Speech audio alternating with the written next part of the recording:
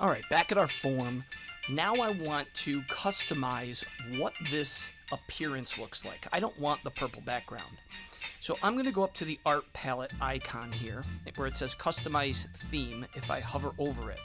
When I click, I can change the color if I want to, and that way the background color as well can change, and you can change your fonts as well to something more playful, as they title that one, a little bit more formal.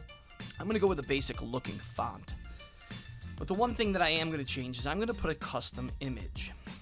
The nice part is when you click on choose image, Google has a bunch of pre-made template images, a lot of different images.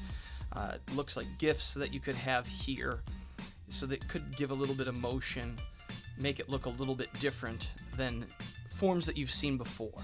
But mine's pretty specific. I'm doing it for a training, so I'm going to upload a photo. So I'm going to click that. You can get it out of your Google albums below, but I'm going to upload the photo from my computer.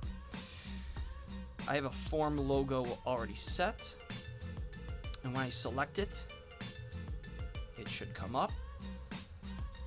I'm going to X out of here for just a second so you can see it, and if I hit the preview button, the eyeball, I can see exactly what it's going to look like for the people that's receiving this form.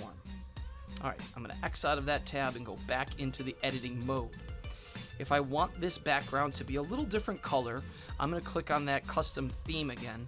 My theme color, when I click on it, I'm going to click on the dark blue that's here, but I can also change this background. This background color, I can keep it light, I can go darker with a darker gray, even darker, or keep it white. I'm going to go with kind of the lighter version, and that's themes.